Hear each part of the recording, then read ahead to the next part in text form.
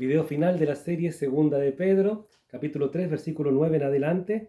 El Señor no retarda su promesa, según algunos la tienen por tardanza, sino que es paciente para con nosotros, no queriendo que ninguno perezca, sino que todos procedan al arrepentimiento. Yo sé que aquí muchos pelean por el calvinismo, el tema arminiano, no es la temática de este tipo de videos, pero sí vamos a ver algunas cositas interesantes. El Señor no retarda su promesa, hay que ver el contexto, queridos hermanos. Aquí estamos viendo acerca de qué se refiere cuando dice de que quiere que todos vayan al arrepentimiento, es no retarda su promesa en el sentido de que va a venir a establecer el reino en la tierra, guiado y liderado por nuestro Señor Jesús. Así que muchas veces se dicen, pero tranquilo, si el Señor le prometió esposa, le prometió casa, le prometió ministerio, le prometió misiones, tranquilo, el Señor no retarda su promesa. No, tranquilo muchachos, no usemos ese versículo para animar tan tajantemente. Aquí vemos que el Señor se refiere acá en el sentido de, ¿cómo se llama? Em, de la pronta venida, del establecimiento del reino. Muchas veces utilizamos frases bíblicas como muletilla o de buen corazón, lo hacemos para consolar o aconsejar a personas, como por ejemplo los solteros, no, el Señor le va a dar esposa, no retarda su promesa. A los hermanos a los matrimonios que quieren tener hijos, tranquilo, el Señor le va a dar hijos, el Señor no retarda, etc. Si de corazón o con alta convicción espiritual, en oración también ha visto que sí el Señor le va a traer algo a una persona y se está retardando, ahí sí puede hablar esto. Pero recordemos que siempre la Biblia manda el contexto primeramente, ¿ya? Versículo 10 dice, pero el día del Señor vendrá como ladrón en la noche. Les recomiendo a propósito una película como Ladrón en la Noche, está la saga, es una trilogía. En YouTube está gratuita, muy buenas películas de los 70, 80 acerca del Apocalipsis, te la recomiendo. O mejor dicho, de la época del rapto y comienzo de la tribulación. Vendrá como ladrón en la noche, en el cual los cielos pasarán con gran estruendo y los elementos ardiendo serán deshechos y la tierra y las obras que en ella hay serán quemadas. Recuerde la promesa del diluvio en Génesis 6 y en adelante cuando aparece el arco iris. No es que el Señor nunca más va a juzgar la tierra, es que el Señor nunca más la va a juzgar con agua, con un diluvio. Y por eso aquí después el juicio vendrá con fuego, queridos hermanos, ¿ya? 11. Puesto que todas estas cosas han de ser desechas, ¿cómo no deben ustedes andar en santa y piadosa manera de vivir? 12. Esperando y apresurándose para la venida del día de Dios, en el cual los cielos encendiéndose serán deshechos y los elementos siendo quemados se fundirán. Es interesante esto, de repente por las cosas del mundo actuales, el qué dirán, el qué comer, el qué beber, el qué trabajar, el qué ahorrar, qué gastar. Gastamos tanto tiempo, me incluyo, y nos preocupamos y no nos damos cuenta que hay que estar mejor cercano al Señor, preocuparnos más de ser santo, etcétera. Poner la mira en Hebreo 12:2, el autor y consumador de la fe, etcétera. Versículo 13. Pero nosotros esperamos, según sus promesas, cielos nuevos y tierra nueva, en los cuales mora la justicia. Claro.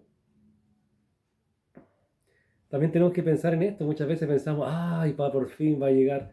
Me pongo de ejemplo nuevamente, el soltero, por fin va a llegar el cielo nuevo, tierra nueva, ya no va a estar la preocupación de si me caso o no, o aquel que no sabe cómo llevar el día a día en su casa, de que tener que trabajar para llevar el pan a casa, el pastor, menos mal, yo no tendré que tener preocupación de tantas ovejas, tantos problemas que me llegan, etcétera. Muchas veces pensamos en el reino solamente en el alivio nuestro, que la Biblia también lo habla, en Romanos 8, recordemos, que habla de que nos daremos cuenta que nuestras cosas acá fueron una leve tribulación, pero también no tenemos que olvidar que cuando llegue el reino va a ser la gloria de nuestro Señor expuesta en toda la tierra. Hay que anhelar aquello también, no solamente el reposo nuestro. Es como cuando dices, qué bueno, ya soy salvo, listo, chao. ¿No? Ya soy salvo, qué bueno, ahora a buscar santificarme y a predicar a otros el mensaje de salvación. Continuemos, 14. Por lo cual, oh amados, estando en espera de estas cosas, procuren con diligencia ser hallados por Él, sin mancha e irreprensibles en paz. Me cuelgo del versículo anterior, ¿ven? No es solo soy salvo y estoy listo. El Señor siempre manda que estemos en actividad cristiana, como visitar hermanos, congregar, evangelizar, etcétera. Todas las cosas que se mencionan también en estas dos cartas de Pedro y a lo largo de toda la Biblia. Así que ven, no solamente creo en Cristo y espero su venida, no. Hay que moverse, hay que orar. 15. Y tengan entendido que la paciencia de nuestro Señor es para salvación, como también nuestro amado hermano Pablo, según la sabiduría que le ha sido dada, les ha escrito. Te das cuenta que muchas veces nosotros nos quedamos con el encuentro de Pedro y Pablo. Ahí cuando Pablo dice, yo exhorté a Pedro por esto, nos quedamos con que, pelearon, etcétera. Pero aquí Pedro menciona que Pablo también está hablando en la misma sintonía que él. Esa es la actitud que tenemos que tener, no envidiar o omitir los ministerios de otros hermanos, porque no, si yo hablo bien de él, se me van a ir mis ovejas para allá, etcétera. No, hay que hablar cuando alguien está haciendo bien, hay que recomendarlo. Muchas veces se comete el error en los pastores y en los líderes de solamente recomendarte por ejemplo, a pastores como John MacArthur, Gigi Ávila, Charles Spurgeon, Wilkerson, se me olvidó el nombre, el que escribió La Cruz y el Puñal, David Wilkerson, o Wilkinson. Entonces solamente se nombra personas que están muertas, personas que son de otros países, etcétera, pero no se te ocurre nombrar al pastor tanto que queda en la población del lado o en la iglesia cercana. ¿Por qué? Por temor a que no, si se van para allá las ovejas, no tiene problema. Pedro no tenía ningún problema ya estaba Pedro más arreglado, no era orgulloso, el arrebatado que conocen muchos, ¿no? No hay competencia en el pueblo de Dios. Estoy leyendo mis apuntes, siempre cuando miro para acá es porque tengo mi portátil, mi notebook acá y leo los apuntes. No hay competencia en el pueblo de Dios, así que si debemos nombrar a otro hermano líder o predicador, hagámoslo sin problema porque al Señor le agrada que más siervos estén conectados entre sí. Versículo 16. Casi en todas sus epístolas o cartas, hablando en ellas de estas cosas, entre las cuales hay algunas difíciles de entender, las cuales los indoctos e inconstantes tuercen como también las otras escrituras, para su propia perdición. No nos extrañemos si vemos hermanos que usan la Biblia a su conveniencia para su pecado o libertinaje, pues ya lo había en el siglo I. Exactamente. Y ahí, ojo con los indoctos y los inconstantes. Los indoctos, los que nos tienen doctrina, aquellos que hablan por hablar, y los inconstantes son aquellos que un día van al culto, al otro no. Luego vuelven, después desaparecen, vuelven, desaparecen, y al final son como los equipos de fútbol. Un día ganan, después pierden, ganan, luego pierden. Ahí está la diferencia entre el indocto y el inconstante. Espero que tú, querido hermano, no seas de ninguno de estos dos. Si eres indocto, a lo más podría ser un creyente nuevo que está conociendo y medio impetuoso, que tienes que someterte a tus autoridades, a tu pastor, a tu discipulador también. Si eres inconstante, esto se refiere ya a hermanos de más años en el Evangelio también, de que van, vienen, congregan, no congregan, etcétera. No, tienes que ser firme en la fe. Claro, como también las otras escrituras, claro, el constante tuercen como también las otras escrituras para su propia perdición. Claro, las otras escrituras, los otros escritos que utilizaba la iglesia, que era lo que se llamaba, lo que llamamos hoy el Antiguo Testamento, y también, quizás ya por la época, según de Pedro fue escrito, a ver si me queda tiempo, a ver, no tengo la fecha exacta, dijo por alguien por ahí, el año 66, por ahí parece que ya habían escrito algunos de los evangelios, Mateo y Marcos parece, ¿ya?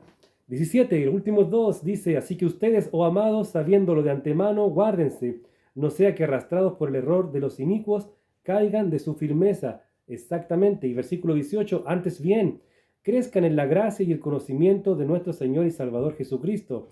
A Él sea la gloria, ahora y hasta el día de la eternidad. Amén.